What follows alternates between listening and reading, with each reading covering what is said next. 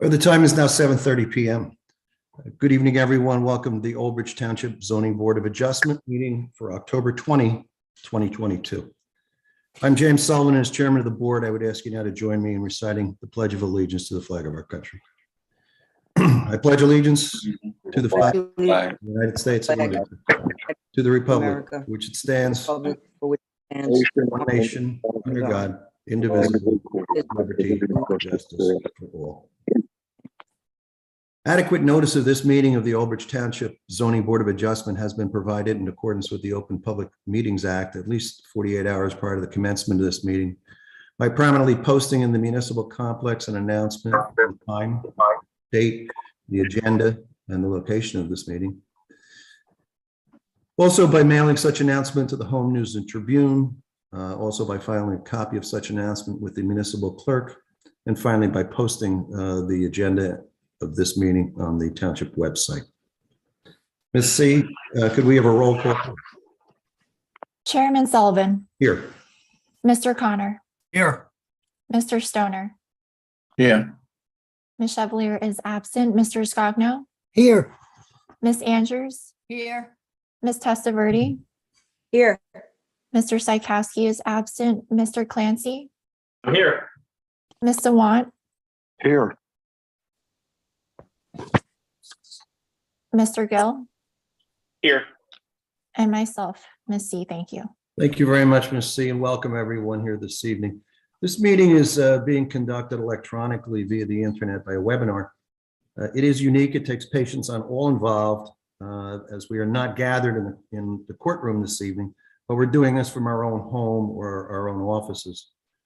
This meeting is also being televised live by OBTV Channel 15, as well as YouTube Live. I remind those that might be watching on a TV or any other device that there's up to a 30-second delay in communication. This is important to remember if you wish to personally join the public portion later on. Anyone calling in must lower that device, otherwise you're going to be confused by the time delay.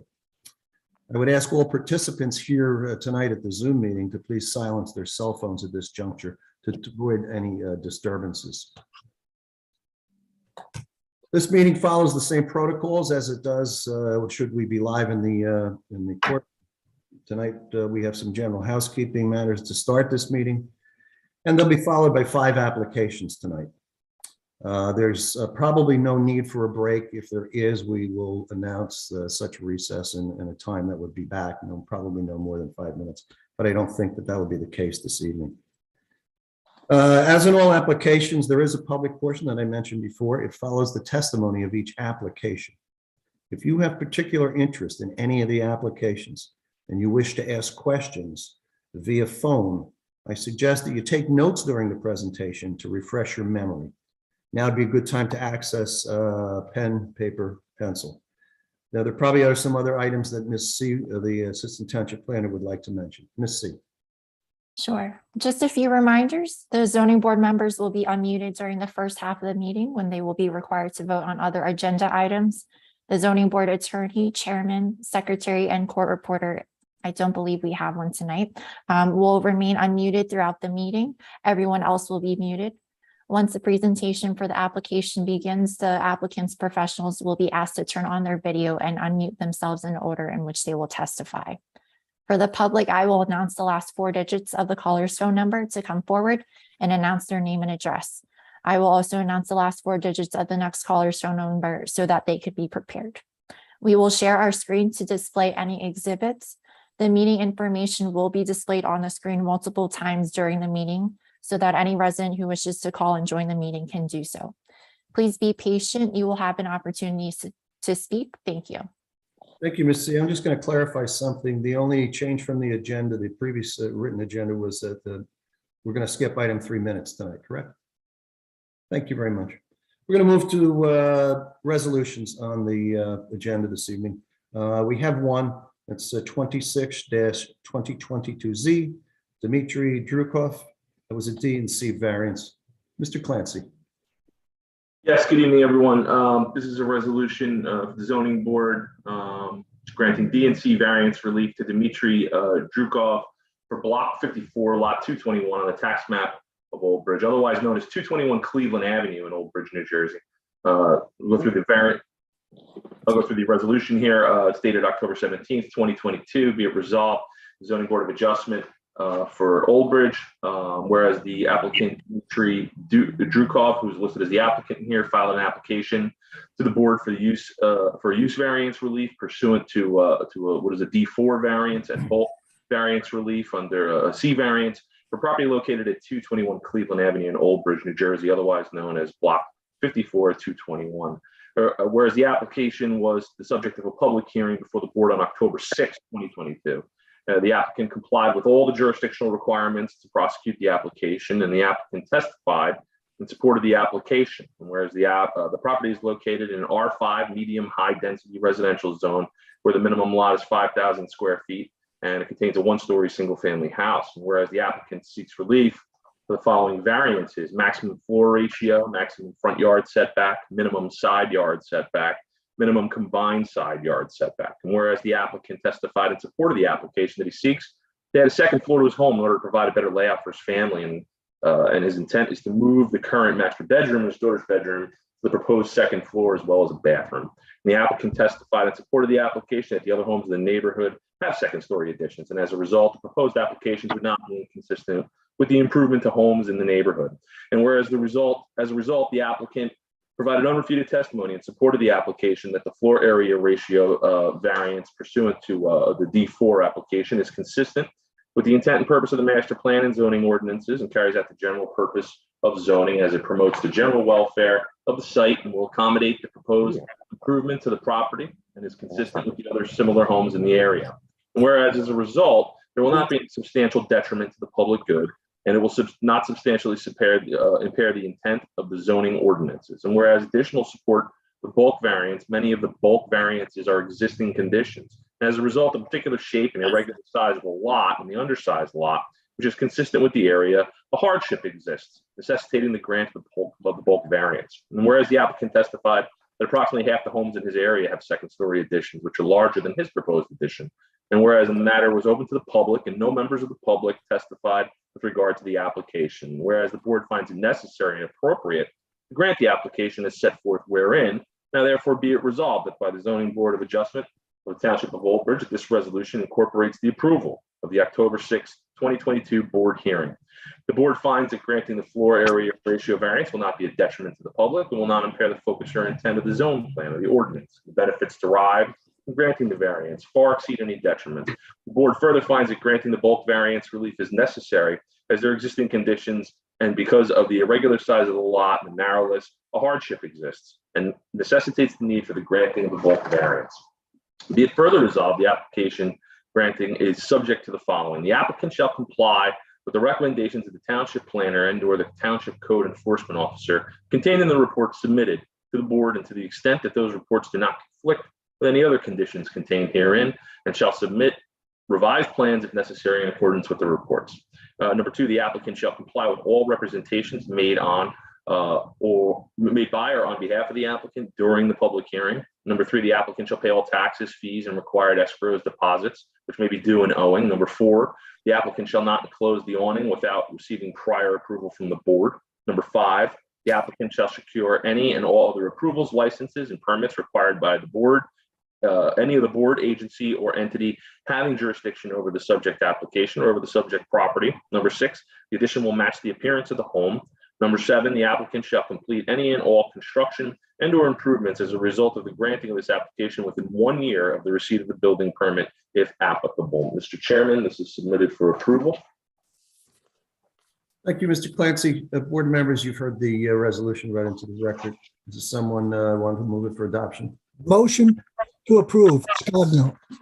Mr. Scogno makes the motion. Is there a second? Connor will second. Ms. Andrews seconds. Roll call, please. Mr. Connor, Yes. Mr. Stoner, Yes. Mr. Scogno, Yes. Miss Andrews, Yes. Miss Testaverde, Yes. Chairman Sullivan. Yes, thank you, Ms. C. For those watching at home, Brian Clancy, who you see on the screen, is an attorney at law who serves as counsel to the board. So there's no confusion. We're going to move on to the next item tonight, and it's completeness waivers, and we have 2. Chairman Sullivan, I'm sorry to sorry. interrupt. We actually do have a second resolution that was distributed earlier this week. Okay, could you read For into the record, Reliance. Mr. Clancy could do it? I don't have that. This should be for, it's going to be 06-2022Z. This is the Reliance Adult Daycare Incorporated. That's major preliminary and final site plan with C&D variances. This is a resolution for the Zoning Board of Adjustment for the Township of Old Bridge.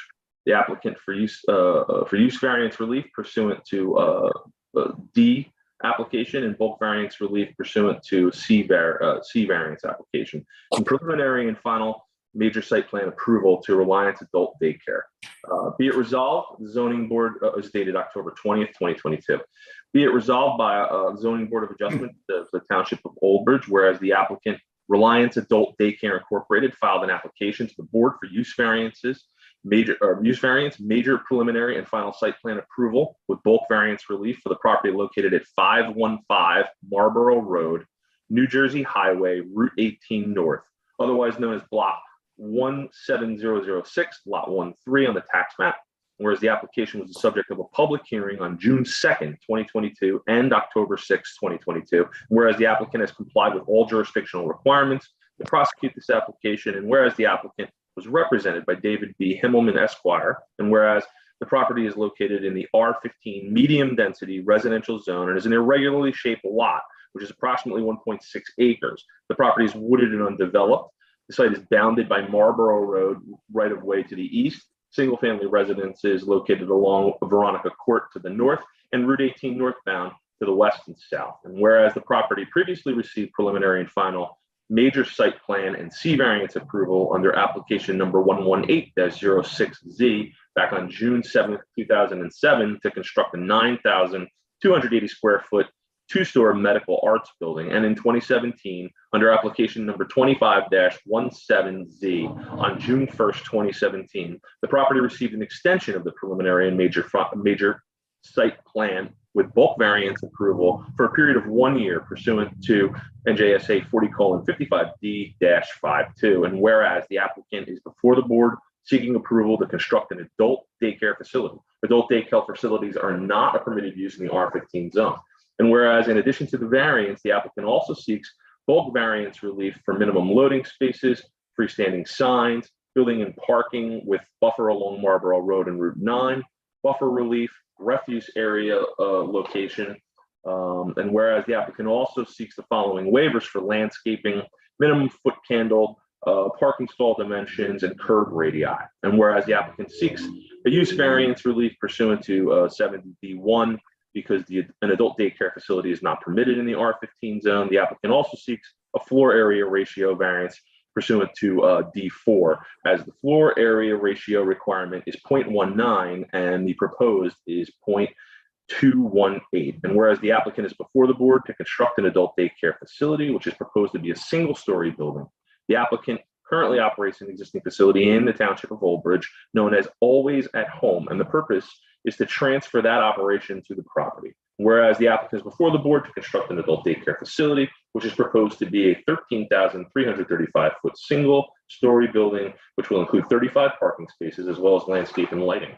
And whereas Amarish Bihimani testified in support of the application, and Mr. Bihimani is a member of Reliance Adult Daycare Incorporated. Mr. Bihimani testified to the operation of the proposed facility, which would be an adult daycare facility with Monday through Friday daily drop-off and pickup. The operation would use buses owned by the applicant to pick up seniors, with a first shift being at approximately 9 a.m. and ending at approximately 12:30 or 1 o'clock. And thereafter, the second shift would come in around 1:45 and would end around 6:30 or 7 o'clock p.m. And the facility would be licensed to the New Jersey Department of Health. In order to proceed with the New Jersey Department of Health, the permit application needs to receive all local approvals first. Whereas Mr. Bihimani testified that he anticipates total daily seniors utilizing the facility would be approximately 140. The morning session is always the more well-attended session. The operations include daily meals and breakfast, lunch, which would be reheated meals without the need for a full working kitchen. The staff would include a registered nurse, administrator, social worker, activity director, as well as other full-time and part-time support staff.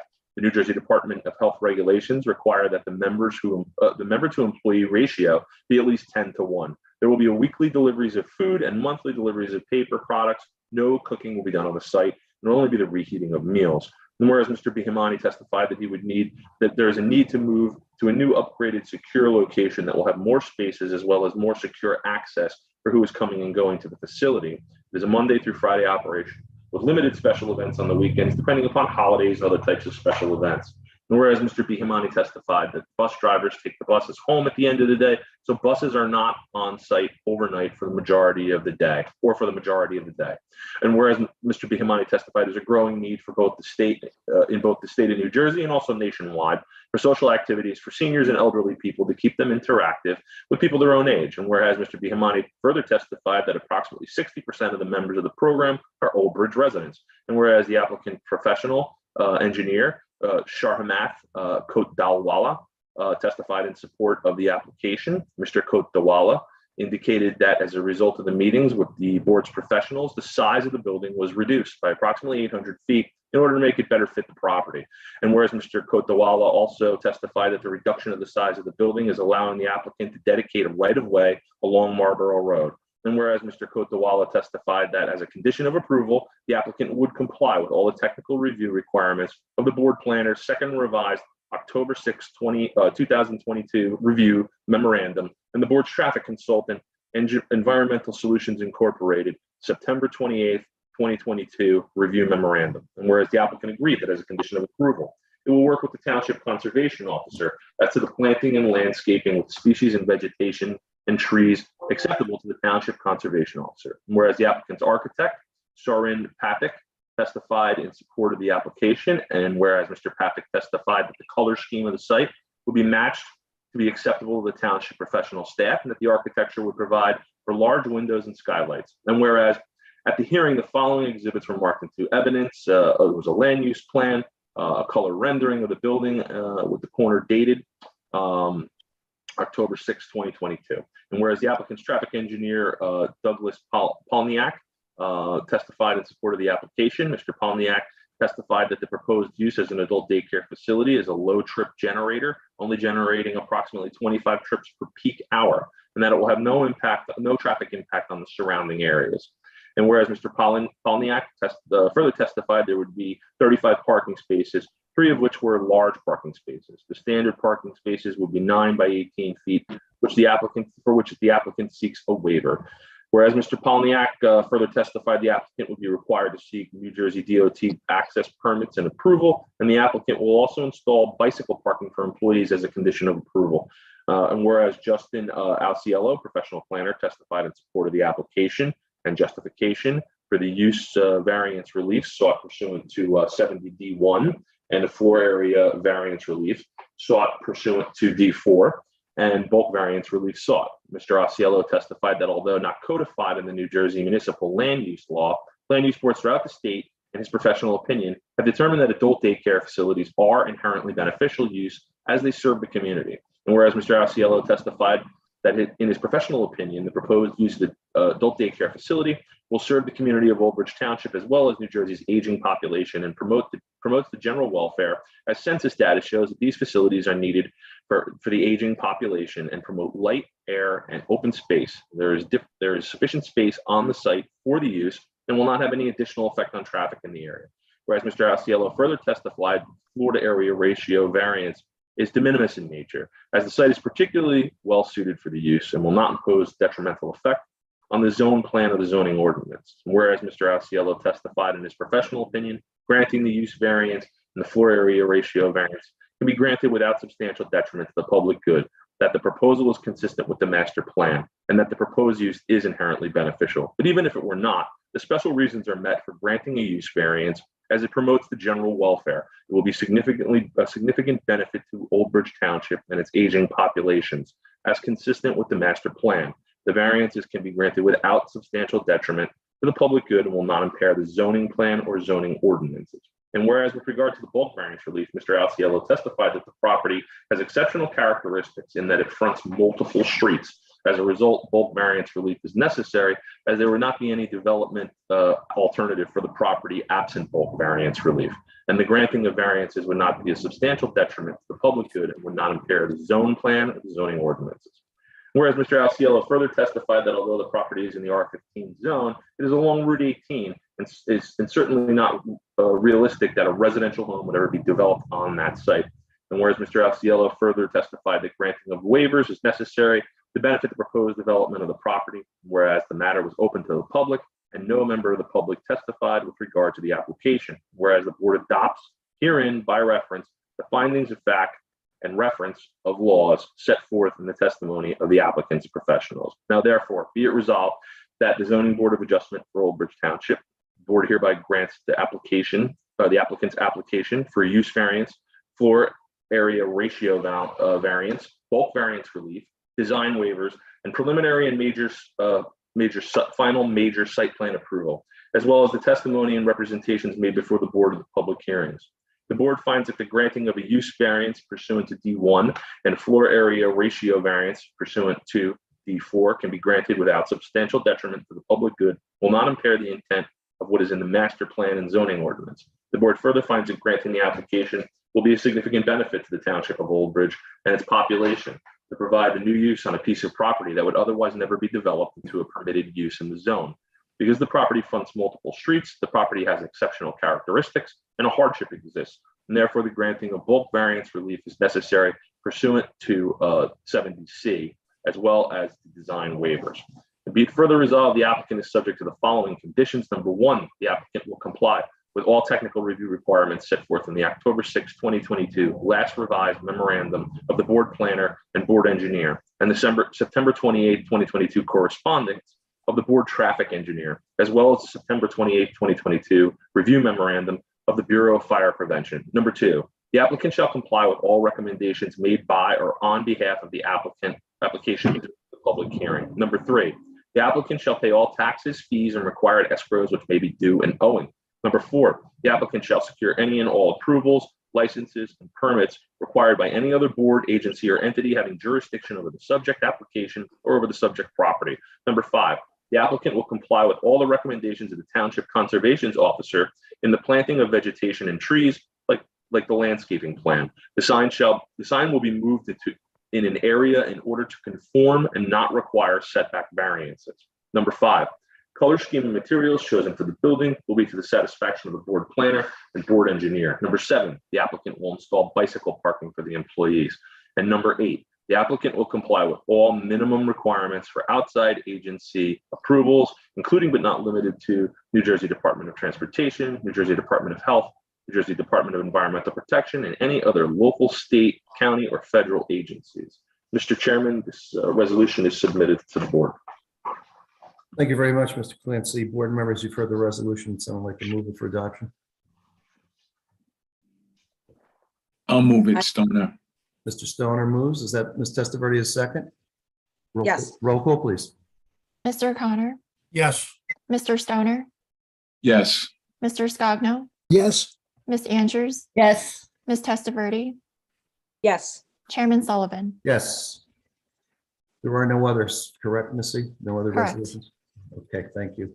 We'll move on to the completeness waivers. First one is 31-2022Z, EOM 53834 LLC. It's located at 538 Route 34. It's block 11252.14, lot 2111.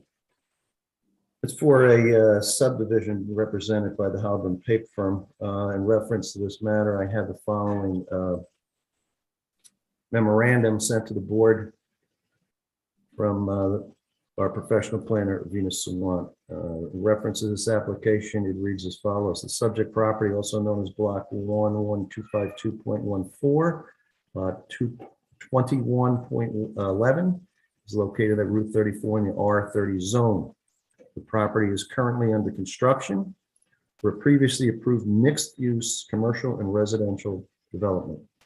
The applicant is requesting minor subdivision approval to create two separate tax lots, which requires amended use variance relief. Our office has reviewed the waiver request by the applicant for the following. Item 3A, environmental impact statement.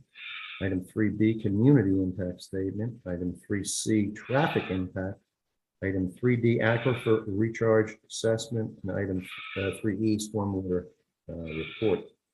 In 2018, the zoning board granted a D1, D4, D5, and C variances and design waivers to construct a mixed-use development consisting of a three-story apartment building, which would contain 36 units, as well as two retail buildings.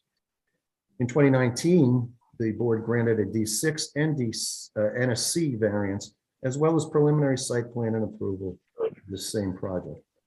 In 2020, the board granted C variances and final site plan approval. In 2021, the applicant was granted a D1 variance to rent one of the two retail buildings for medical use, as medical use is not permitted in the R30 zone, and was approved as part of the prior applications. The applicant now proposes a financial or technical minor subdivision to create two separate tax lots. One lot will contain the residential component of the development, and the other lot will contain the commercial component. The applicant proposes to create cross-accessing parking, stormwater management, and utility easements. No amendments are proposed to the previously approved site plan. Our office recommends that all items listed be waived. These items were previously provided as part of the prior approvals. The applicant should be advised that waiving any completeness items does not constitute approval of any portion of the application, and that any information found to be necessary during the review process must be supplied. It's dated October 20, 2022. Mr. Pape, are you representing tonight? Yes, Your good comments, evening. sir? I'm filling in for my colleague Peter Klauser this evening. Sure, why don't you go on the record, sir? Sure. Good evening, Mr. Chairman, members of the board. My name is Jared Pape. I'm an attorney with the law firm of Heilbrunn Pape. I'm here on behalf of the applicant requesting the waivers this evening. Do you agree with the memo, Mr. Pape? We do, yes. Okay. Ms. Sawant, any comment? No, board member, no, Chairman, I do not have any comments. The board is quite familiar with this application. The applicant has been in front of the board at least 4 times.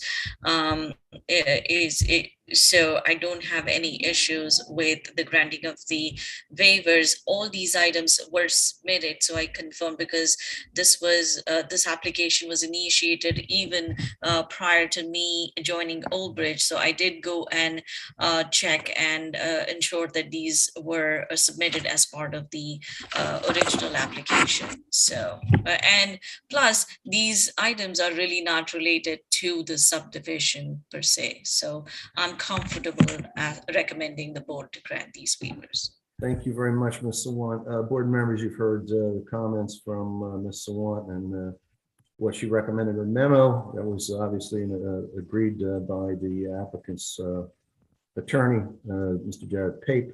Does any of the board members have a question on this before I ask for an approval on this and a vote? If you do, just raise your hand in front of you so I can see you.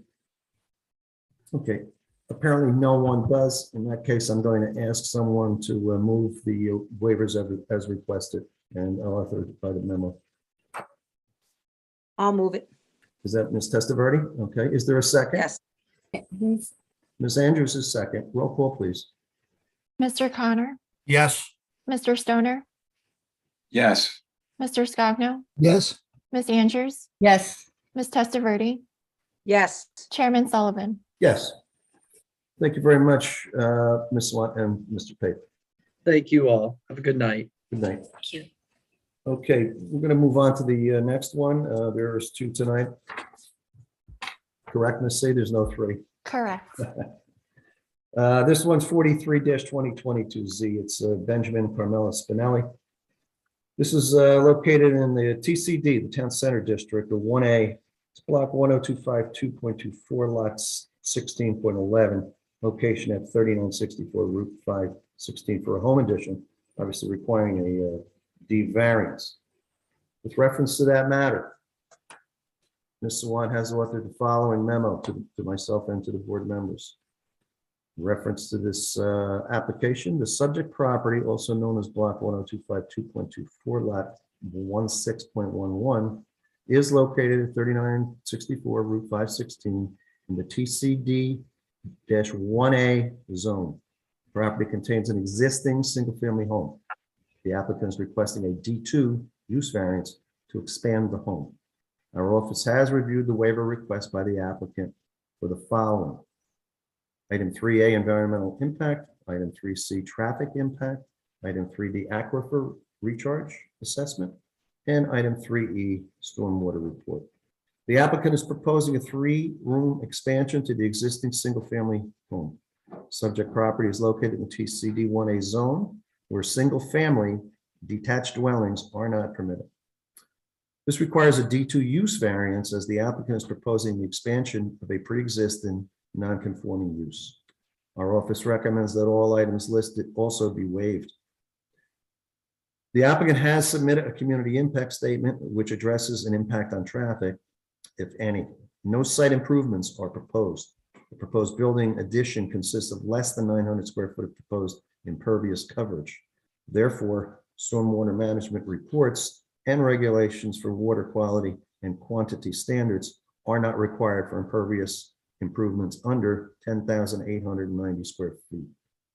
An environmental impact statement and aquifer recharge assessment also and are also not applicable.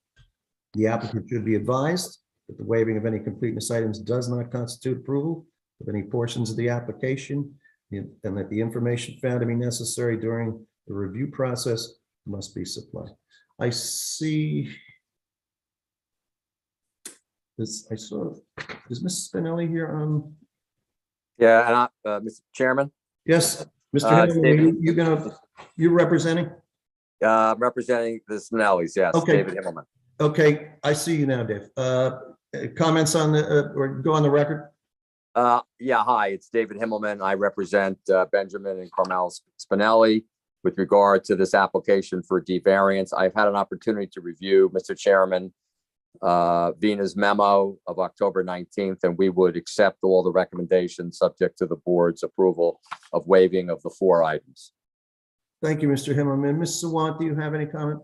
No, I do not have any further comments. I think I said it in the memo.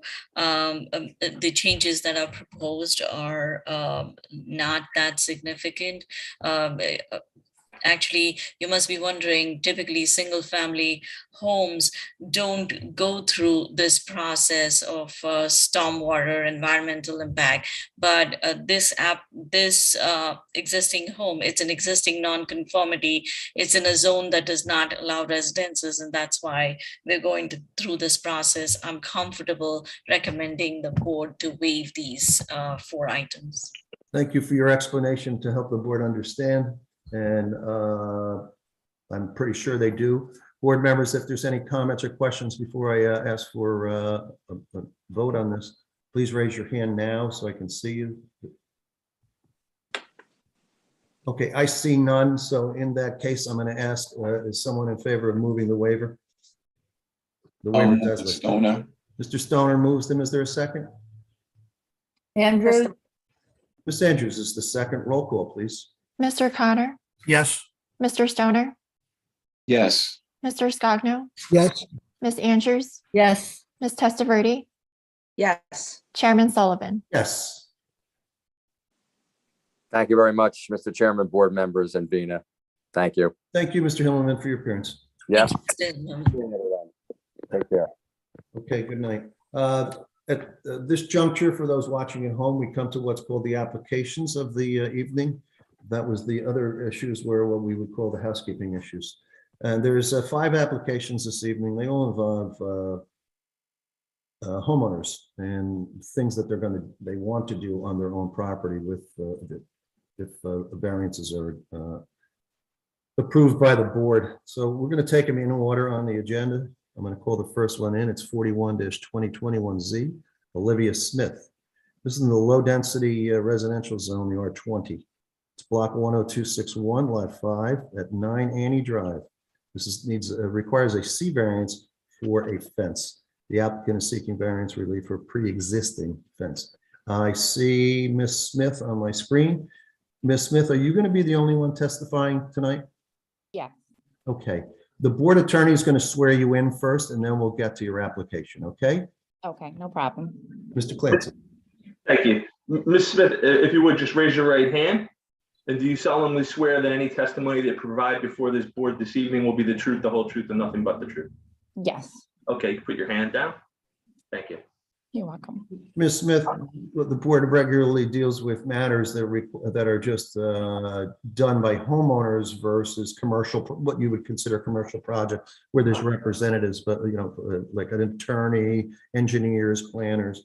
So what all the board members themselves are homeowners here in the town as well. We're all residents, we're all volunteers of the community. So we're here to aid and assist, but we have to do so legally and follow the law. That's why we have an attorney as counsel to the board at all times. So what we need you to do is put some proofs on the record, and you're going to be able to do them by explaining to us what you're planning on doing, why you have to do that, what the situation is, and any other things that you might feel pertinent to tell the board.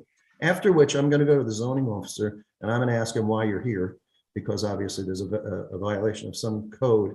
And then you may have some questions for us. We may have some questions for you. Finally, I would open up a public portion to see if anybody in the public wants to comment on your application. And then finally, I'm going to ask you if you would like a vote this evening on the matter. So at your own pace, why don't you just start off by telling us where you live, what's going on, and why you're here. Okay. Thank you everyone for hearing me out tonight. Good evening to all. I live at 9 Annie Drive, Mattawa, New Jersey, 07747. I'm here because there is a 10-foot fence that was pre-existing prior to purchase that I was given notice to have take down. I purchased the property with the fence already here, and I was not aware that there was not a permit put in place. The fence is there to protect. I have 3 children under the age of 6. It's there to protect them while they're playing because there's an easement on the property.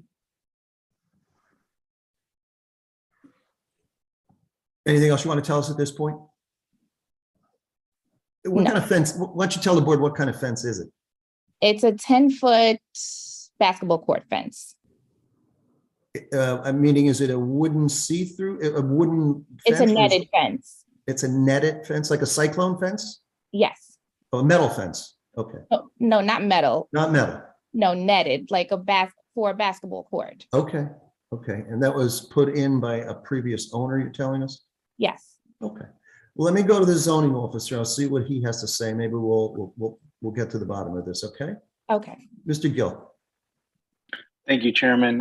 Good evening, members of the board, public, Ms. Smith. It's a fairly straightforward application. There's not much that I have to add to what Ms. Smith has already said, the applicant.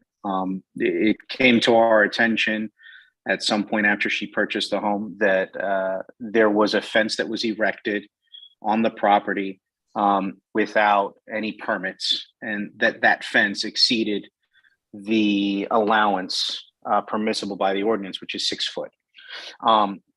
To further emphasize the unique nature of this condition, it's not actually 10 feet all the way around. There's a portion of it that's 10 feet. There's a front-facing portion that faces Annie Drive, and then there's a back portion that varies in height slightly, but is approximately 5 or 6 feet at different points. I did provide Ms. Say just before the meeting started with a street view from Google that I pulled myself, having inspected the property. I can certify that it is, can we pull up the 2019 one first? That shows the condition of the fence and is accurate to how it exists today, more or less, perhaps maybe with the exception of the weather. Yeah. But as you can see, it's on the southern portion of the property. It bounds and wraps an existing basketball, half basketball court that's on the side of the home. I've looked at the tax records, and based on the application, have confirmed that Ms. Smith purchased the home in 2019. And I've been able to, now Natalie, if we can switch to the other one, the 2007 one, I was able to verify that the fence has existed through Google Street Views and using other tools, but I think Google Street View puts it in the best perspective. Mm-hmm. It's a little hard to see here because it's darker that day. It's not as bright and sunny, but the fence is there wrapped around this existing basketball court in 2007. Unfortunately, the home is only from 1998, and being that it was from 1998, I could not establish that the fence was pre-existing non-conforming, and I was not able to give Ms. Smith an administrative approval or direct her to get one from the board, as would have been appropriate. It was more appropriate for her to secure a variance. And that's the reason she's here this evening. She's trying to legitimize a condition on the property that she inherited and that was done by a different actor. Understood, Mr. Gill. Does this fence have a gate that secures the entire basketball court? I would defer that question to Ms. Smith. My understanding is it's partially open. I thought that the I thought the purpose of the fence was. Go ahead. I'm sorry, Chairman. No, go ahead. I was going to say the fence appears to protect the basketball court from throwing the basketball into the adjacent yard. And there's also, you'll see that easement that Ms. Smith was referring to is kind of a swale that dips down into the property. So if you're running at the basketball court, it's not inconceivable that a child or someone that's on the field could go down that embankment a little bit. Right. And that's just an added measure of protection, I suspect. And that's probably why the previous owner installed it. Understood. What would be proper there? 6 foot? A 6 foot fence would be proper. And because the height of the fence or the basketball court is regulation at about 10 feet, they were concerned, I guess, that it would go over. Clearly, I would think so. Yes. Okay. Thank you. Board members, I can't see any of you right now with this screen view, but does anyone have a question here? Go ahead, Mr. Scogno.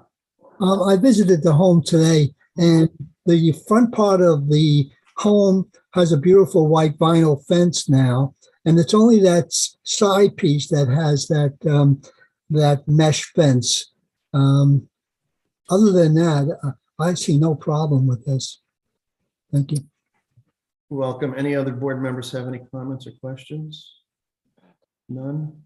I live close by and I usually walk that way, and I've seen that, and I don't find it offensive, or it's almost, unless you're looking, you really can't see it because of the net. You see the poles, but that's about it.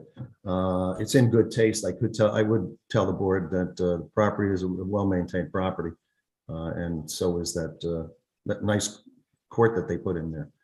Short of that, and seeing no other hands, Ms. Smith, I'm going to open it up to the public. Okay. Okay. All right. Thank you. This is matter 41-2021Z, located at 9 Annie Drive, for a fence that is a 10-foot fence, where 6 would be the maximum. However, it was put in by a previous owner of the home, and not the present owner, who really doesn't want to suffer a hardship to have to remove that at this point. If you want to talk on this matter, or if you have any questions or comments for the board on this particular matter, please call one of the phone numbers you see in front of you.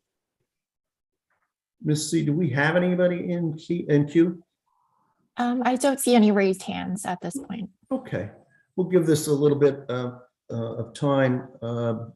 And board members, you can do your own thinking at this point before we close the public portion as to what we'll do. I'm going to give Ms. Smith another chance to make any final comments that she wants, and then ask her, of course, if she wants us to take a vote.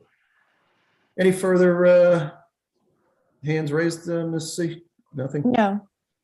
Mr. Clancy, have we given sufficient time for people to call in? Yeah, we provided notice, and these numbers have been posted as well. Every time we do this virtually, the numbers are always posted. Given it about a minute and a half by my clock here. Certainly, it's enough time to be making a phone call, and I don't believe any have come in. So I think we're okay with closing the public portion. Thank you, Mr. Clancy. And just to reaffirm, there's still to this moment, there's no one called in, right? Ms. C? Correct, no one. Okay, thank you. All right, I'm closing the public portion this time. I'll go back to you, Ms. Smith. Once again, the board is aware of your situation. Any final comments you want to make? I just want to say again, thank you so much for the board seeing me today. And again, the fence, my kids are used to the fence and acclimated to it by now. And again, for safety purposes, with it being a street right by the property, it's for their safety. Clearly understood, and thank you. You're welcome. Board member, you do want me to take a vote, correct? Ms. Smith? Yes, please. Okay. Board members, you've heard the testimony, and you've heard Mr. Gill's commentary and myself and Mr. Scognos. Someone in favor of allowing this and moving? Testaverde, favor. Move.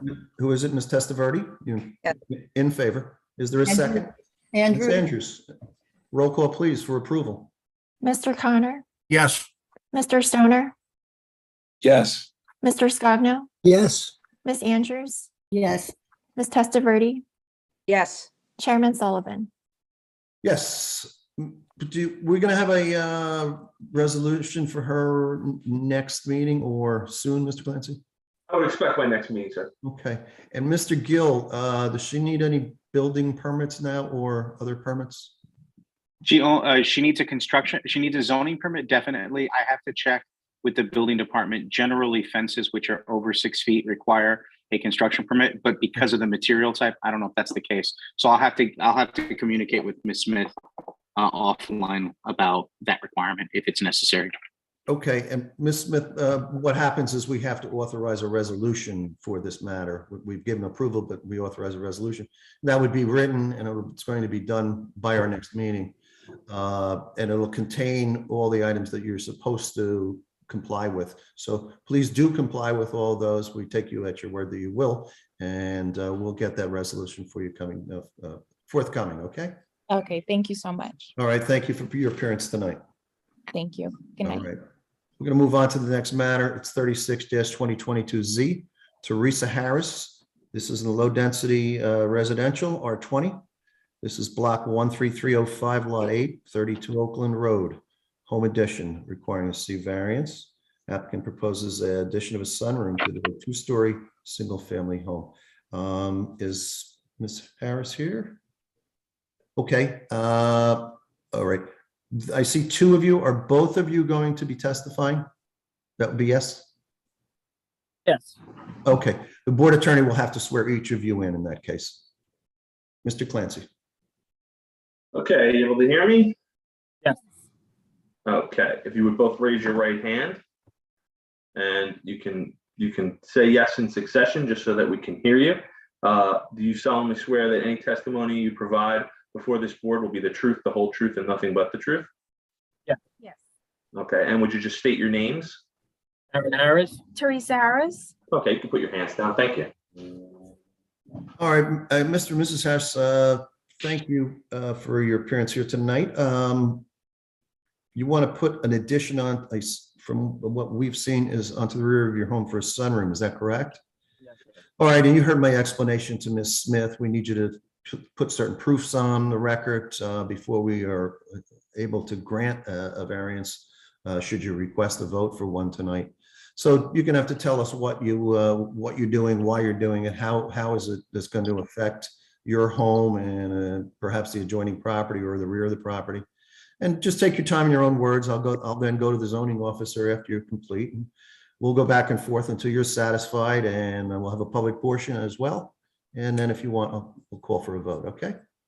So whoever wants to start, why don't you just go on with your own words here and tell us what you want to do. First of all, good evening, everyone. My wife, 2 kids, and I moved to Old Bridge about 5 years ago. It's a lovely town, and we plan on living here for a while. So we plan on doing an addition to our house because, well, first we want to do a deck and basically put a sunroom onto it.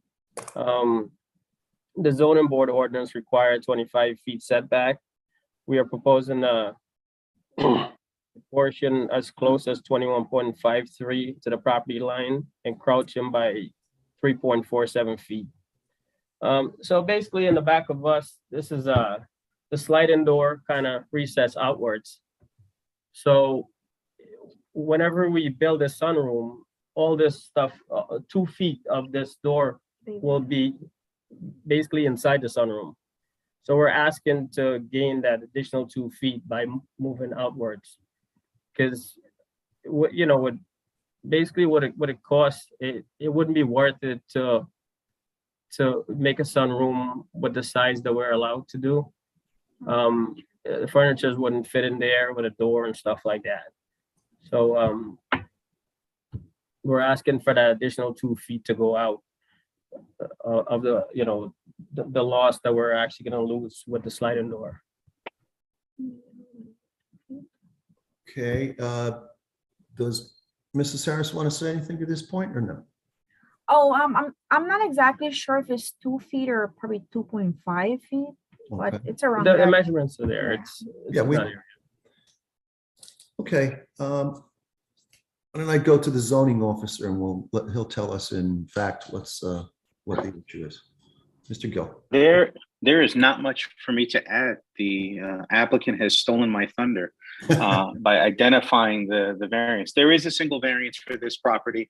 The applicant is proposing a roughly 13 by 14 addition, along with a new deck being constructed on the left side as you're looking at the site plan document that's on the screen. This 13 by 14 addition is going to be deficient in the rear yard where a 25-foot setback is required. As the applicant stated, they're proposing through architectural measurements a 21.53 setback, a deficiency of just under 4 feet. The applicant has testified that this bowed area that's existing to the home makes it so that they can't create a compliant sunroom that is usable for their purposes. And for that reason, they're here this evening. Okay. Mr. Harris, is there going to be electricity in the room?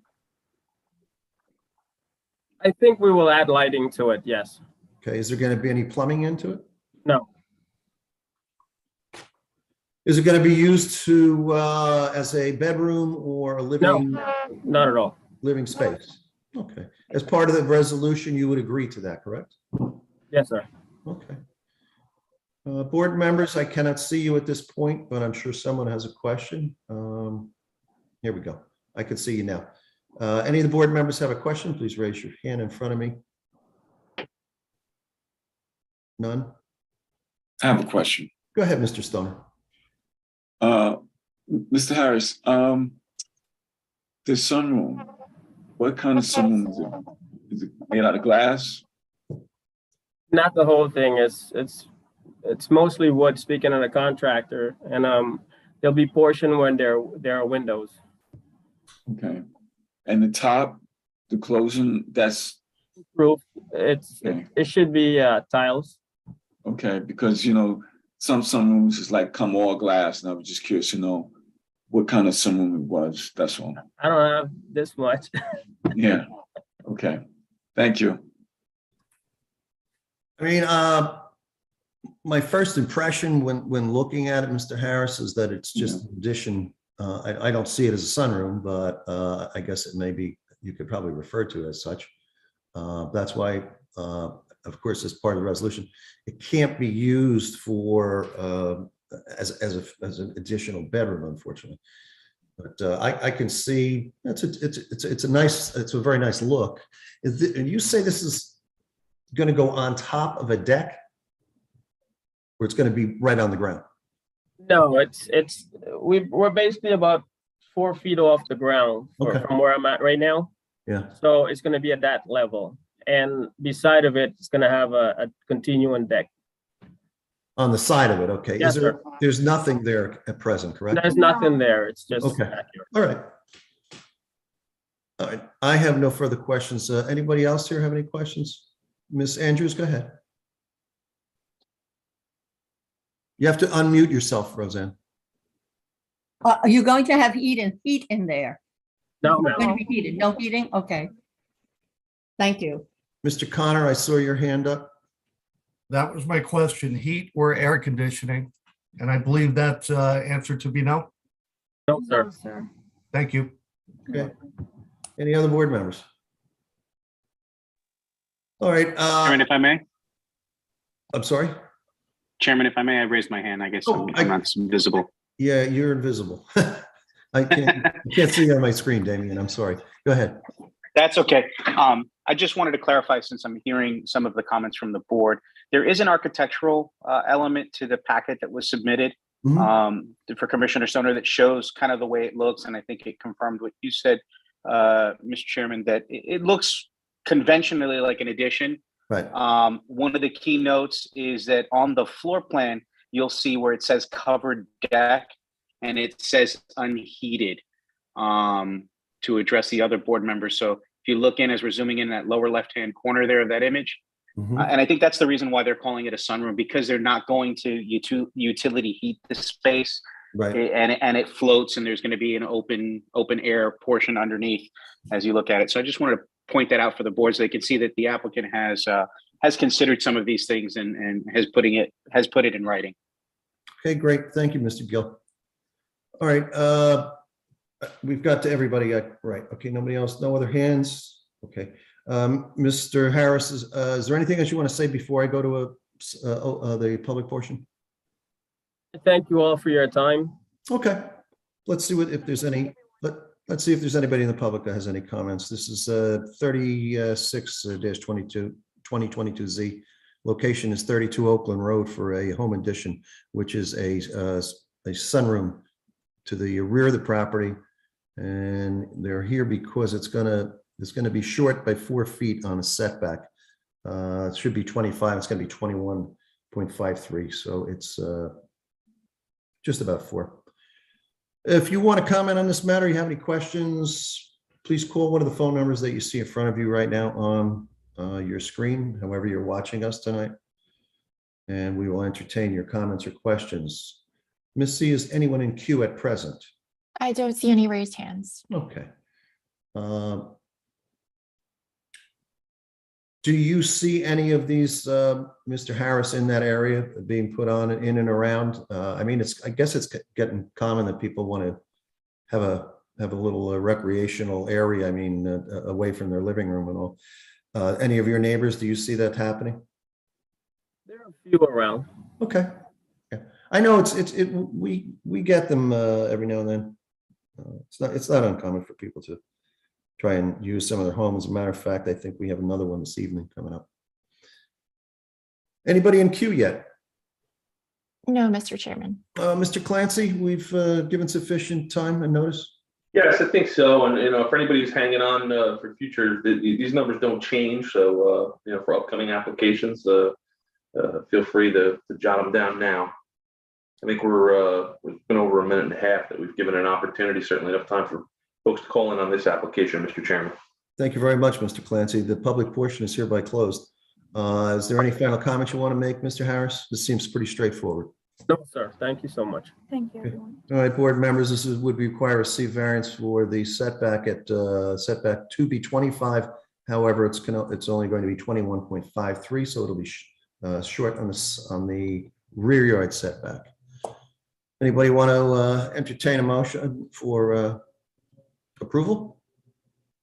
Andrews, Ms. Andrews moves to approve. Is there a second? I'll second Stoner. Mr. Stoner seconds. Can we have a roll call, please, Ms. C? Mr. Connor, Yes. Mr. Stoner, Yes. Mr. Scogno, Yes. Ms. Andrews, yes. Ms. Testaverde, Yes. Chairman Sullivan. Yes. And once again, Mr. and Mrs. Harris, you're going to have to wait for your resolution approval, which would be presented at the next meeting. And of course, you have to comply with all the regulations of the township for permitting and I guess whatever else they require. That's out of our hands. That's beyond us. That you take up with the building department. All right. Thank you both. You've been approved pending resolution. Best of luck. And it's nice to hear that you want to stay here in the township and improve on your own home. Best of luck. Thank you all so much. Okay. Have a night, good sir. evening.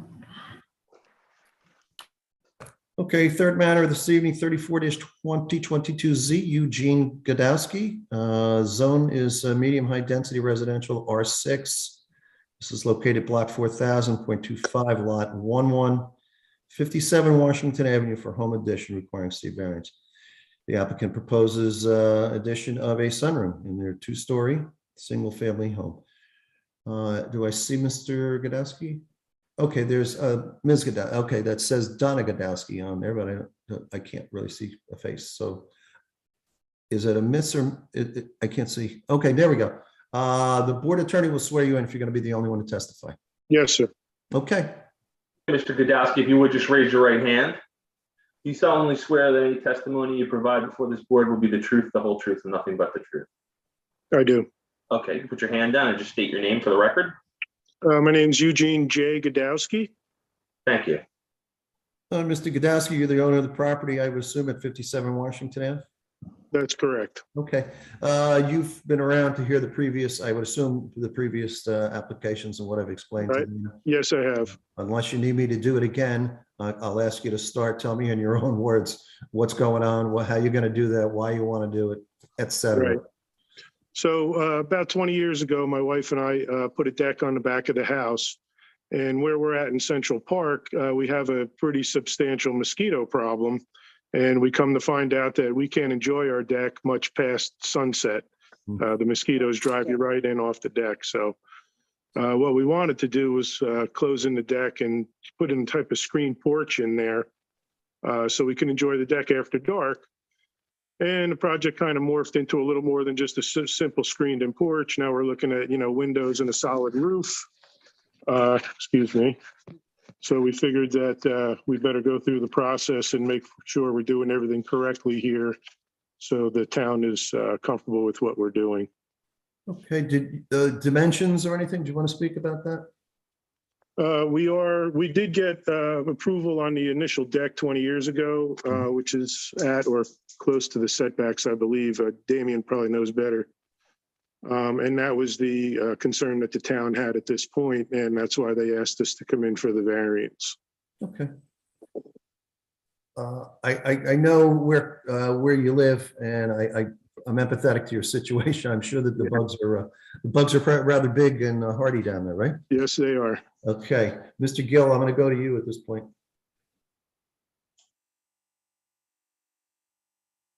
Thank you, Chairman. I was just looking up to see if I can get some dimensions for you. Okay. Washington, if you could just bear with me 1 second. Yeah, no problem. Sure. If that's for me, I'm not here. Okay. In the meantime, while I'm looking that up, I can go through the application. So the application is before us this evening because the applicant is proposing the installation of a sunroom in the rear of the home that is 9.5 feet from the side yard and 65 rear yard. Side is required 25 yards is application variance for side setback yard setback. Any other exception waivers As Mr. Skid, they a deck. Mr. Gill, I'm going to stop you for a minute Different. because I'm sorry. I'm going to stop you for a minute. We're not, for some reason, you're coming in very broken up. Even when you started Am by I? saying 9.5, and then everything kind of gets in and out. Oh, Try I it apologize. again. Hold on one second. Sure. Sure. Chairman, is this clearer? Yes, absolutely. Okay, hold on one second. Because now I can't hear. Webinar settings.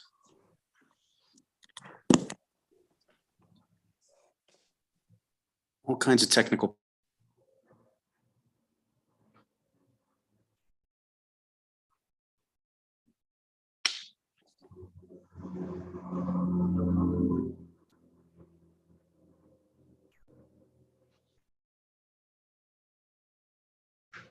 Chairman, can you hear me now? Yes, sir. I apologize. I'm having No, some no technical problem. difficulties.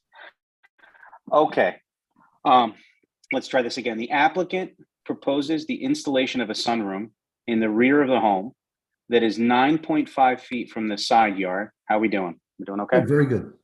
And 16.5 feet from the rear yard, where a 10-foot side yard is required and a 25-foot rear yard setback is required.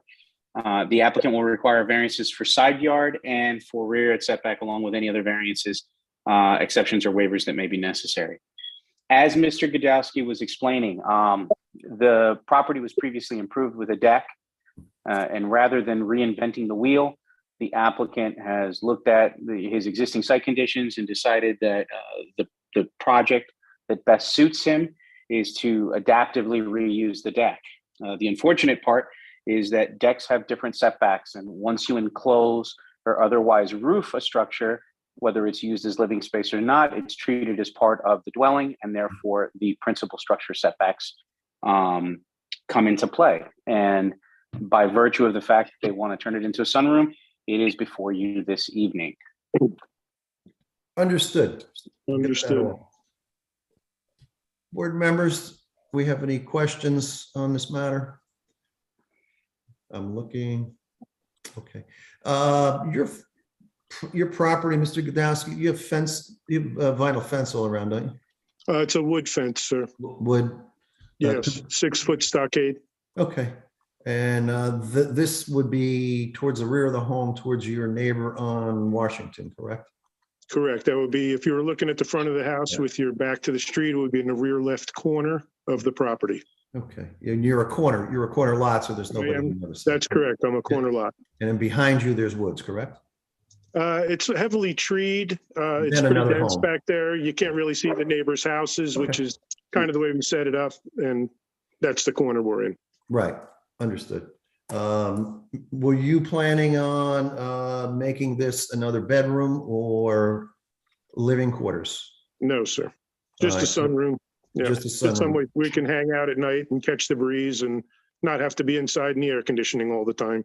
And would it be typically glass enclosed or tell us about Yeah. the, No, it's a good question. Initially, we were thinking about screening it in and then maybe like running plastic over it in the winter time so it could kind of give you a warm space, like a hothouse effect. Right. But then we started thinking about trying to keep the weather out in the summertime. And if we just screen it, we're going to have the rain inside. So we started thinking about windows, and that's where we're at now. So we're thinking it'd be a solid roof with shingles, windows all the way around, as much glass and ventilation as we can, and 2 screen doors so we can exit the deck to one side, which is a sidewalk in the back of the house, and the other side, which is a walkway to the front of the house. okay. Would you be Yeah. putting any plumbing in there? No, sir.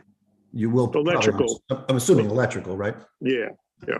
Lights and fans, outlets, Yeah, we're figuring. I saw your plans that you submitted, but I do have to ask the question about the plumbing. Yep.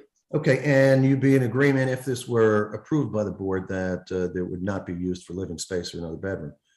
Correct. Okay, we also used to add in Airbnb. You would agree that you wouldn't be renting it for Airbnb? No, sir, that's not our style. We just have to ask the questions. Yes, sir. Okay, if the board has no questions, I'm going to go to a public portion if it's okay with you, Mr. Godowski. That's fine. Okay, and then I'll come back to the board for final comments and to you for final comments as well, sir. This is Yeah. matter 34-2022 Z. The location's 57 Washington Avenue. This is for a home addition in the form of a sunroom to the rear of the home. The reason that requires a variance is because it would be 10-foot setback on one side where it's going to be 9.5 and then 16.5 foot where 25 is required, but that would be towards the rear, not towards the property line on the left.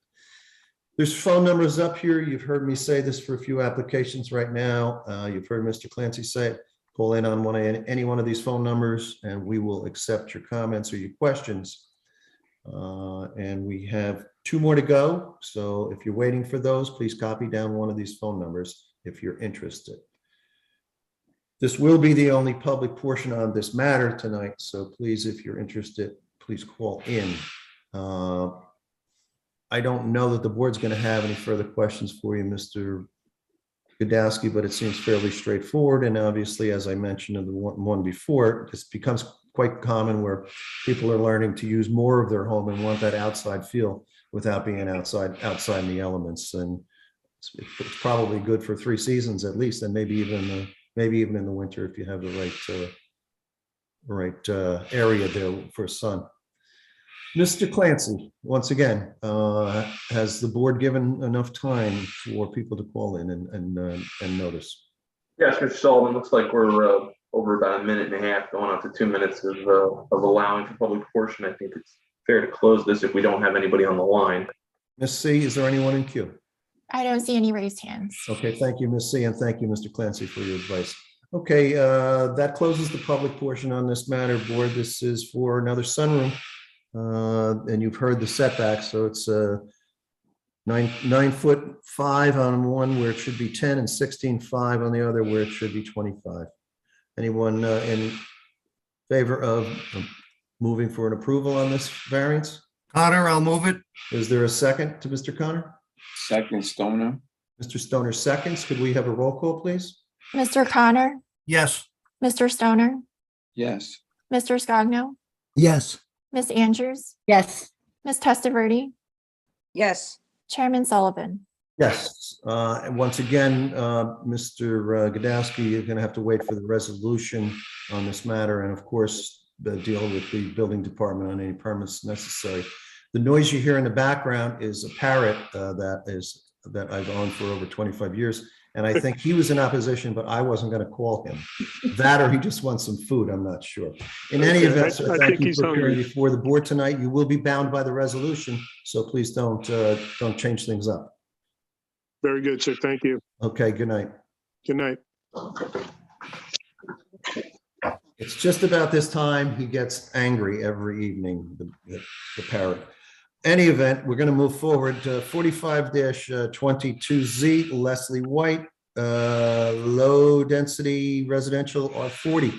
This is block 20,000, lot 13, location 34 Pleasant Valley Road, requiring a C variance for a gazebo. The applicant proposes the construction of a gazebo in the rear yard of the property. I see Mr. White over there. Okay. Mr. White, you're gonna be the only one testifying? Yeah. Okay, board attorney will swear you in. Okay, sir, if you would just raise your right hand for me. Do you solemnly swear that any testimony you provide before the board this evening will be the truth, the whole truth, and nothing but the truth? I do. Okay, you can put your hand down and just state your name for the record, please. Leslie White. Mr. White, you are the owner of 34 Pleasant Valley Road? Correct. Okay, sir. You've submitted an application for a gazebo that you're going to place in your yard. Once again, you've been here for the evening. You've heard the explanations that I gave to everyone else, what the board needs to hear. So at your own pace, tell us what you want to do, why you're going to do that, and of course, why you're here. I'm building a gazebo. It's 3 foot over the height limit, 15-foot requirement. It's only a portion of the top of it that'll be 18 foot because it's a domed roof.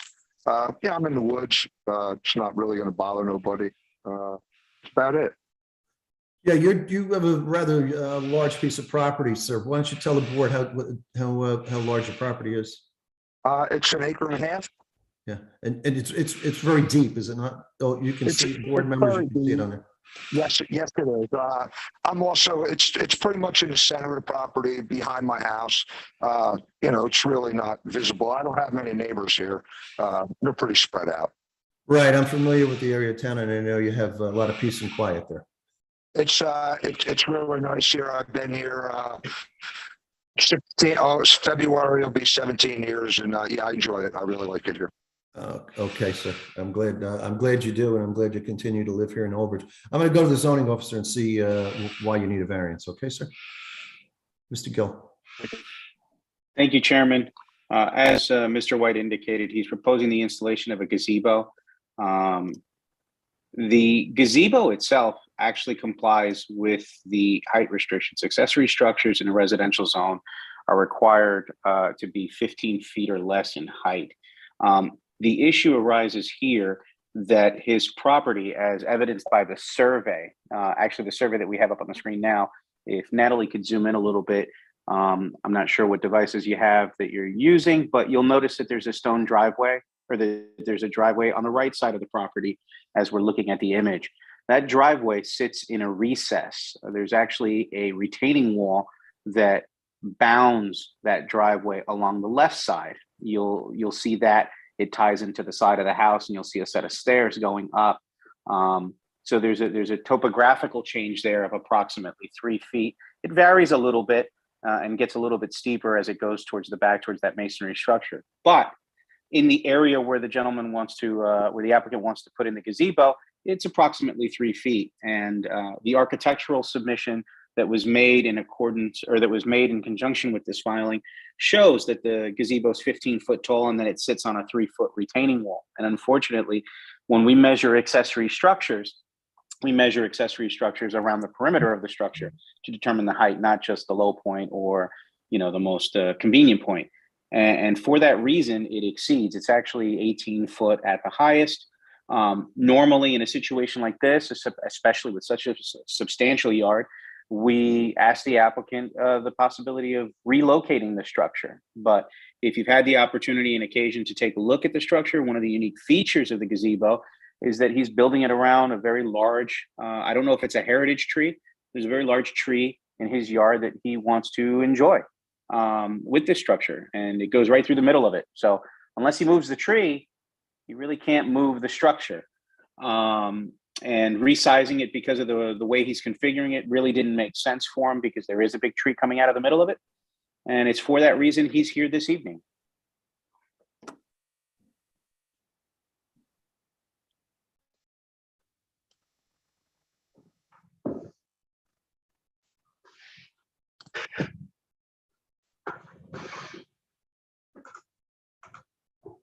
Chairman, Hello? you're muted. Mute. I thought it was me again. Here, thank you for waving. I thought it was me, but it was the bird, and I turned it off. In any event, thank you for your explanation, Mr. Gill. Board members, if you've reviewed the architecturals, it shows that elevation perfectly on, I think that's page 1 of 1. And you can see the tree growing out through the center as well. So you can see the 15 foot isn't the problem, but it's the elevation, as Damien explained. So it really complies, but just not where that piece of property is. And you did, can I ask you a question, Mr. White? Why did you want to wrap it around the tree? It's a shade tree for my house. It works off the patio. It's just, it's in that spot that just makes things look good. It's just where it belongs, and it's going to look like it belongs there. So that's kind of what I want to do. I'm in the woods, and I kind of make things look like they belong. So that's the object. It's a brilliant idea, the way you did that. It's quite unique, and what a great talking piece. Kudos for your thoughts on that one, but let me see if the board's going to approve it, okay? Any questions for Mr. White or Mr. Gill? Mr. Scogno, go ahead. Mr. White, will you be attaching the gazebo to the tree? No, sir. There's a big ring around the center. It will not be, has plenty of room for sway. There's a 7-foot ring in the center. Light and rain to come through the top and the center. Yes. What was that structure there? That circle? Excuse me? What was that circle prior? It seems like It's just yard. It's a retaining wall. It's just yard there. I finished it flat around the tree. It's just yard. yeah, I see you cemented inside the circle in the center part. No, there's no cement in there. No? No, there's stone in there. Hmm. Hmm. Looks like a big well to me when I was there. No. No, not at all. It's the grade. My property grades from the back to the front, which is big. So the house used to get pounded tremendously. So I just put a retaining wall to, to reshift the water. That's all. That's all it is. Anybody else? Members? None? No. All right. Anything else you want to tell me at this point, Mr. White? No, that's it. I'm gonna go to public portion, okay? Okay. 45-22, 2022Z, located 34 Pleasant Valley Road for a gazebo, requiring a C variance because the topography, the building is 15, but its elevation, the measurements go to 18 because of the way the property and the way it's measured. Once again, if you're at home and you have any questions on this, there's phone numbers in front of you that call. Ms. C, has anyone in queue at present? There are no raised hands. Okay. This will be the only open public portion of the meeting tonight. So if you have a concern or question about this, please do so now. Board members, anybody else before I close the public portion? Mr. Clancy, before my bird gives me a headache. He's very active this evening. Have we given enough time? Yeah, we're just coming up on a minute here now. These are the same numbers that have been posted all night. Again, made a number of announcements tonight. I think we're good to close it at this point. All right, thank you, Mr. Clancy, and I am going to close the public portion at this point. Absent any final comments, do you have any, Mr. White? No, not at all. Okay, board appreciate members, your time. anybody? Mr. Gill, hold on, Miss Andrews, go ahead. No, I just wanted to tell Mr. White, there is a restaurant in Greenpoint, Brooklyn, that has a tree growing through the restaurant, all through the roof, all the way up. You should probably go and take a look there. I wish I knew the name of it, but it's very interesting. Good luck. Well, thank you very much. I'll look that up. It must be from the book A Tree Grows in Brooklyn. Probably. Okay. All right, anybody else? Okay. All right, everybody's good. Anybody in favor of moving this for approval? C variance, this is for 15-foot, 18-foot where 15 is approved, allowed. Ms. Andrews, you interested in moving it? Move it, yes. Is there a second? Or I'll second. That's Mr. Connor seconds. Roll call, please, Ms. C. Mr. Connor, Yes. Mr. Stoner, Yes. Mr. Scogno, Yes. Ms. Andrews, Yes. Ms. Testaverde, Yes. Chairman Sullivan. Yes, and of course, again, Mr. White, the resolution on this matter will be handled at the next meeting. Okay, so please do whatever you have to do with the building department. And once you get the resolution, you'll be free to do as you have committed to doing. So I can move forward with the building department, right? Yes, you can. Excellent. Damien, you can answer that better. Yeah, he's already filed an application. So it's already been partially reviewed. Assuming there were no comments that are still outstanding with the building department, we're just going to be waiting for the resolution. He'll have to file a new zoning permit application to reinvigorate it. And then we'll be able to issue it once that resolution is proffered. Excellent. Okay, Mr. White. Okay, thank you very much, Mr. White, for your appearance tonight. Yes, thank you. Thank you for your time, everybody. Okay, good night, sir. Final application of the evening, folks. This is 38-2022Z. Michael D'Ambrosio. This is low density, severe environmental constraint residential zone R120. This is located block 22001.14, lot 32, 104 McCormick Avenue South. This is for paver pit, paver patio and fire pit. Say that 3 times fast. It's requiring a C variance. Applicant proposes the construction of a paver patio and fire pit in the rear yard of their property. Do I see Mr. D'Ambrosio on the bottom? Okay, so you're gonna be the only one testifying? Unmute yourself. Yep, it's just me. Okay, board attorney will swear you in. Mr. Clancy. Mr. D'Ambrosio, if you would just raise your right hand for me, sir. Do you solemnly swear any testimony that you provide before this board will be the truth, the whole truth, and nothing but the truth? I do. Okay, put your hand down and just state your name for the record, please. Michael D'Ambrosio. Thank you. Mr. D'Ambrosio, you heard, you're the last in line, so you've gone through all the other ones. Yes. Unless you need a full explanation, I'm going to ask you to tell the board what you want to do, why you want to do it. The zoning officer will tell you why you need a variance, and we may have some questions for you. Sure. So this is for a paver patio and a fire pit, and it's already built.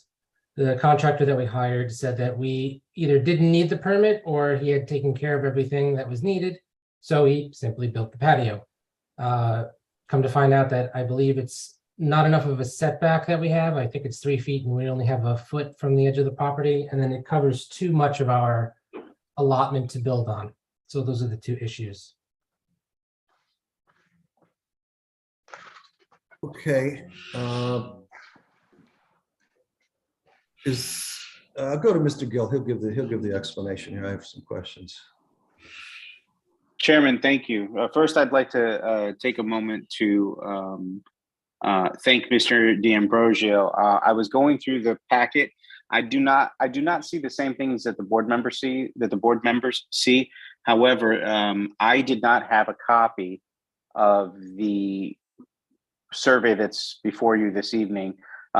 We called Mr. D'Ambrosio 2 minutes before the meeting started, and he was able to get this drawn up and get it to us so we could proceed on this application. So I really thank him, and I wanted to thank him on the record because I think it would stress anybody out. These are fun meetings for us, but for the applicant, it can be a little strenuous, and he was able to take care of that. But as the applicant has stated, there are a couple of conditions here. This is part of the reserve at Woodhaven, some of the new constructions that were constructed off of Texas Road. And the issue here was born out of a complaint that was received that there was a construction that took place that did not have a permit. We did have occasion to meet with Mr. D'Ambrosio and some family members on the property. Mr. D'Ambrosio was very compliant, worked very hard to correct the issue immediately. And it was when the filing was made and the measurements were taken that we realized that there were some issues. They also expeditiously filed this application. So to the matter of what the variances are, the applicant was proposing, as you stated, a patio and fire pit fireplace area for a total of 1,135 square feet additional lot coverage. The proposed improvement brings the total lot coverage to 3,837.83 square feet approximately, for a landscape area ratio of 0.418, where a maximum of 2,819 square feet or a landscape area ratio of 0.30 is permitted. Additionally, the applicant will require lot coverage variance along with any other variances. The applicant also proposes that the patio be 1 foot from the property line, where 3 foot minimum is permitted. There is an extension, as you can see in the survey here. There's a rounded off portion in the, I guess, northeasterly corner of the property, or the top left as you're viewing the image on the screen, which that radius brings it very close to the property line. I think it's important to note one condition. There's one thing that I think is important to note. The development application that was presented by the Reserve at Woodhaven and Woodhaven generally was operating from plans and general GDPs from the 1970s and the 1980s. And our ordinances have changed dramatically with them. And though Woodhaven has come in for many, many applications and many revisions and updates to our boards, there have been things that have cropped up. And one of the things that have cropped up here, specifically with this development, is a lot coverage issue. When the GDP was originally approved, there were different standards for building coverage and there were different standards for impervious coverage. Our ordinance has since rescinded those approvals, and the subsequent approvals that the Reserve and Woodhaven have come in for didn't take into consideration impervious coverage. And we're left with building coverages that were really meant to restrict the footprint of the building and now serve as a restriction to the overall site for improvements. I mean, it stands to reason that single-family homes have, permitted and customary accessory structures like patios, decks, pools. You'll find that most of our residential zones have 50 to 60% lot coverage. In some of our bigger zones where we're talking half-acre lots, those numbers drop down to about 45 or 50%. It's important to note that because the 30% was really intended to limit the footprint of the home. And therefore, any improvement, though this is a substantial patio, in most zones where a house or a lot of this size would exist, a 40% landscape area ratio actually wouldn't be too far in excess of what would normally be seen. And we are in the planning office working right now to revise those conditions and make it. But nevertheless, Mr. D'Ambrosio, when given the option, decided that he wanted to do the right thing quickly and thought that the variance would be the most expeditious route because sometimes changing ordinances can take some time. And for those reasons, he is here this evening before you.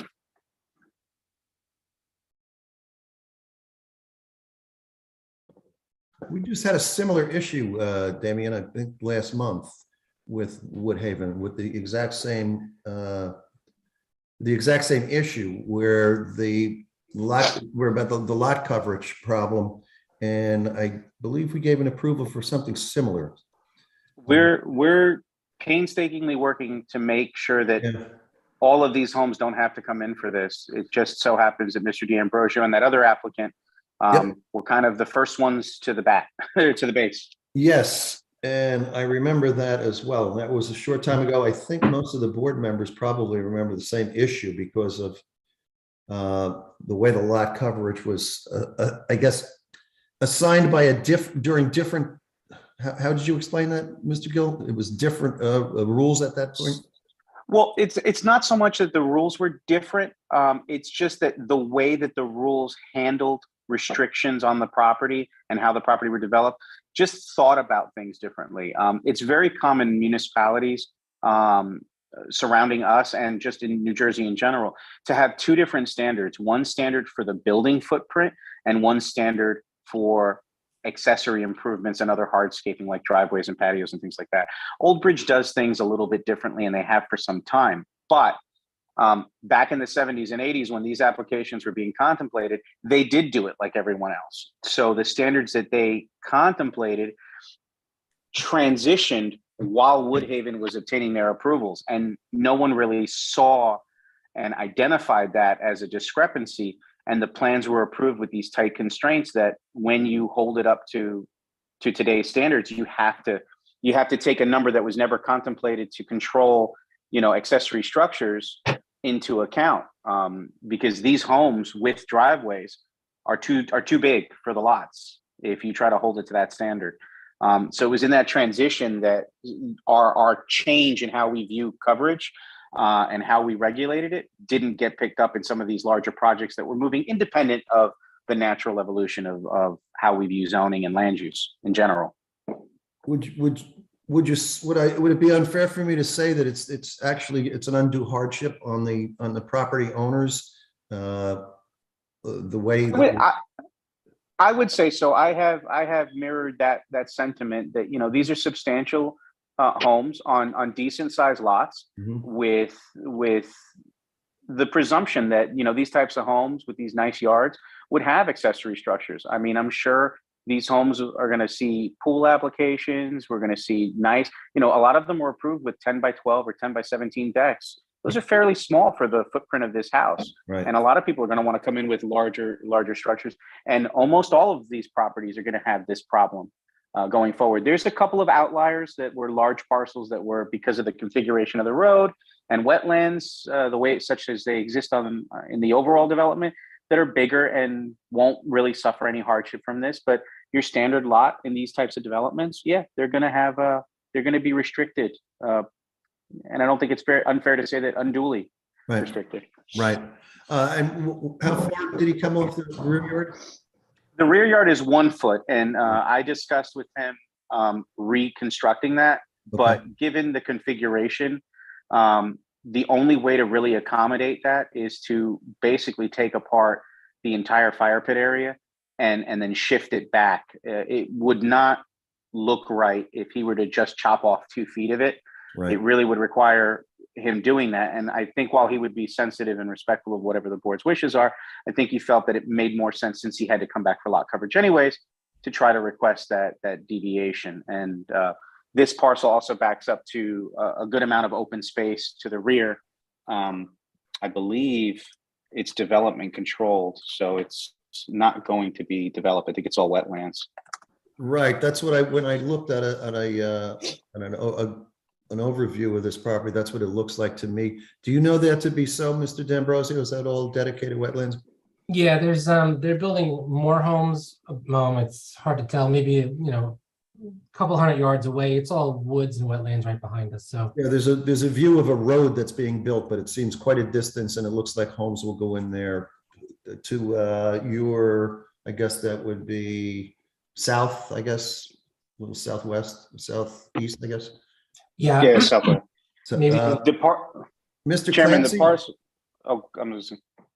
Mr. Clancy, I don't know if you were here for the last one, but that's what it seems to be happening with the way that the coverage, the lot coverage, and this is now the second homeowner that has had to come in for this, and I believe we handled it. We allowed the person to. Well, I know we did allow them. I can't remember whether it was a pool or whether it was a similar situation with the deck, but it seems quite unfair that the homeowner can't use the yard. And I know you understood probably far better than me the legalese of what Mr. Gill was explaining. Yeah, I think Mr. Gill did an excellent job of kind of laying out the foundation for this. It is basically the zoning laws having kind of caught up from the original zoning regulations that were in effect when these developments went in. And it sounds to me like Old Bridge Township's already taking some steps to try to rectify this, so these become less of an issue, and hopefully they'll be able to catch up with that, so that you don't get inundated with these, because it's natural that folks are going to want to improve their property. And I do see on that line, the plot line that was there is a wetlands buffer to the rear of that yard, which would indicate that even though if this were to be approved and you were 1 foot off the rear setback, there wouldn't be any development behind there, certainly in a wetlands disturbance line there. So clearly the board, as we asked the last time, any legal advice, it's certainly within our rights to be able to grant such a variance. Yeah, this is a C variance, so there's some unique properties to this particular piece of land, and it certainly seems like there's a uniqueness to the neighborhood, and you folks are already familiar with that. But there's exceptional conditions here. There's specific limitations on this piece of property that make it somewhat unique, and that's what makes it qualify for a C variance on this. Right. These are substantial homes, by the way, if people aren't familiar with this area, and very nice homes. And I'm sure, I haven't seen your backyard, sir, but I'm sure you did a nice job. I don't think it's second rate at all. So I'm sure almost everyone is doing that in their area or wants to do that. I'm going to go to a public portion on this, unless you have anything else for me, Mr. D'Ambrosio. I do not. Okay. We'll see if there's any comments on this. 38-2022Z. This is 104 McCormick Avenue South. This is for a paver and patio fire pit requiring a C variance. Once again, the same phone numbers are up. If you have a comment on this, you want to have a question on it, feel free to call in. but you need to call in at this point because this will be the only open public matter on this evening. And a matter of fact, this will be the last application for this evening. Is anyone in queue, Ms. C? I don't see any raised hands. Okay. Anything else while we're waiting for a minute or so, Mr. D'Ambrosio, that you'd like to tell us? You said it's completed. I'm assuming you want to give us a description of it, might aid. I mean, I'm assuming it's rather nicely constructed, I would assume. It is. It's a paver patio with the fire pit is sunken in. It's a gas fire pit. Okay. And off to the right-hand side is we have a grill. Otherwise, and there's just steps that go into the empty portion of the backyard with some trees. So it's nice this time of year, especially. Great, yeah, great. And I'm sure your family enjoys it. We do, yeah. It's nice to enjoy your backyard. You know, it was just kind of empty space before, so there wasn't anything going on.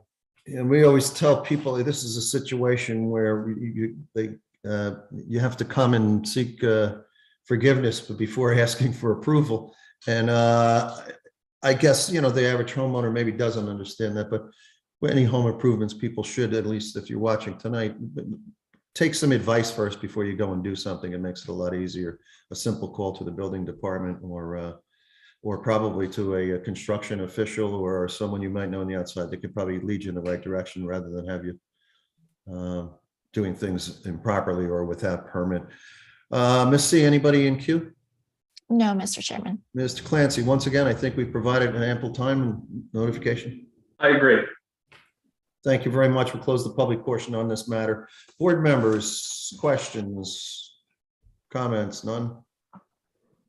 Ms. Andrews, go right ahead. No, I did see it and it's very beautiful. Okay. It's beautifully done. Thank you. Anyone else? Mr. Clancy, this is not a setback issue. This is for the over coverage on the property, correct? I think I'm saying that wrong. It looks like it's both, because we have it looks like it's a 3-foot setback for accessory structures. Okay. And the applicant is proposing one. Well, in fact, there actually is one, since this was already constructed. And then there's the lot area coverage. Maximum lot coverage. Yeah, the landscape area ratio is deficient. Okay, so it's landscape area ratio and the setback, correct, Damien? A 2-foot setback in the rear yard, correct. Sure. Okay, everybody understands that. Mr. Clancy, we can combine the two into one vote, correct? They're both C? Yes, so that you'd be voting to approve both, or you certainly could submit a motion to approve both. Yeah.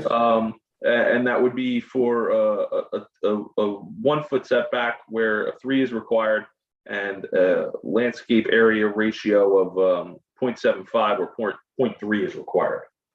Okay, board members, someone want to make such motion for an approval? Scogno, move it. Mr. Scogno, is there a second? I see Ms. Andrews. Roll call, please. Mr. Connor, Yes. Mr. Stoner, Yes. Mr. Scogno, Yes. Ms. Andrews, Yes. Ms. Testaverde, Yes. Chairman Sullivan.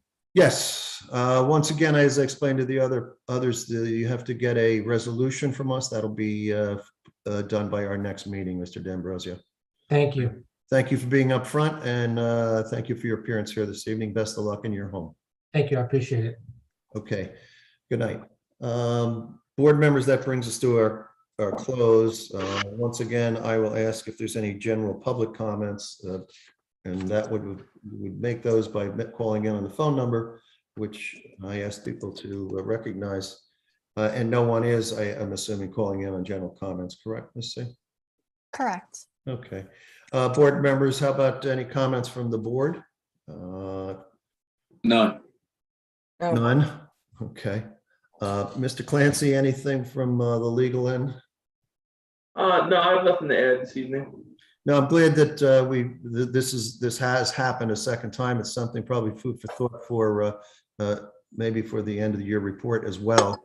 And this is twice, I think, within about just a couple months. So thank you, Mr. Gill, for the great explanation, and thank you.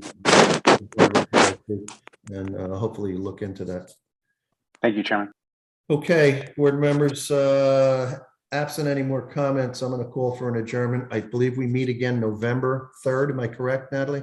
That's correct. Okay, the next meeting is in person and it would be November 3rd, 2022. Anyone interested in moving for adjournment?